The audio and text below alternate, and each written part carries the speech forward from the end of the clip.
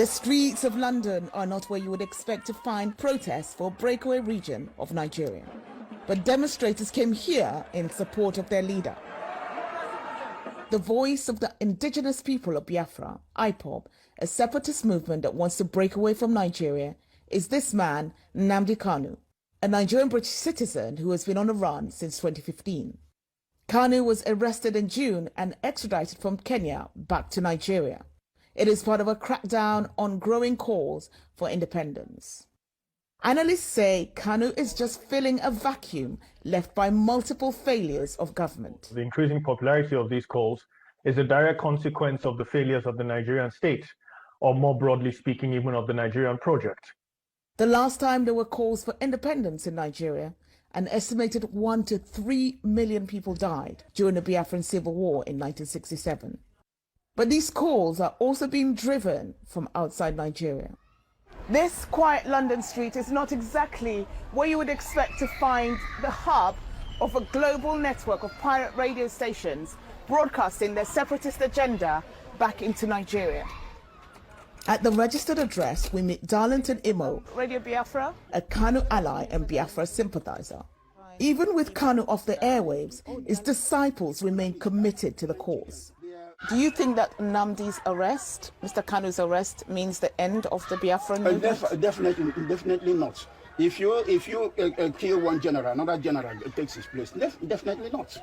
Yes. Definitely not. We want the referendum. We are not asking for. We are asking for a referendum, which is a civilized thing to ask for. Analysts say that is a pipe dream. Well, I think, first of all, the Nigerian government will be afraid to allow a referendum to happen. And the fact that it will be afraid to allow a referendum to happen shows just how deep the problem is. But the cracks may be beginning to show. President Muhammadu Buhari tweeting in June about how the Nigerian government will deal with separatists. Twitter removed this post, deeming it offensive, and days later, Buhari banned the platform entirely from Nigeria.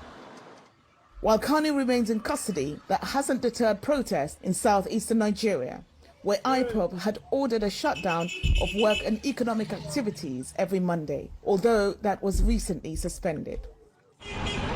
What seems clear is that the nation could be at an impasse. Worst case scenario, of course, is that before 2023, the country essentially de facto disintegrates. Perhaps not into a full-blown civil war, but into a lot of skirmishes, into a lot of violence. An already fractured nation can ill afford another conflict. So, Linda, there you have it. Those are the issues of the separatism facing the country right now. And of course, Nnamdi Kanu is a British citizen, and this is an issue that the British government is watching closely. They issued a statement after his arrest saying that they are seeking clarification from the Nigerian government about the circumstances of his arrest and detention.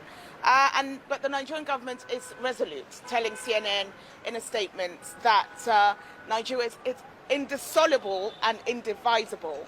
And they say that they will continue with their methods of detection and prevention of crimes against the internal security of the country. Linda. So Stephanie, the big question really is can the Nigerian government keep the country united by cracking down on this separatist group? Well, analysts have been telling me that this is a tough issue for any leader to deal with, and not least in a country that's 4 times the size of the UK, with a population of over 200 million people.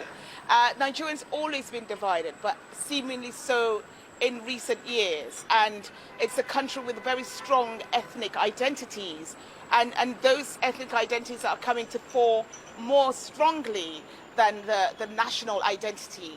So analysts are saying the leaders are caught between a rock and a hard place. They can't afford to ignore calls for separatism to break away from the country. They must do something. But the crackdowns are really creating more support for this movement, ironically, Linda.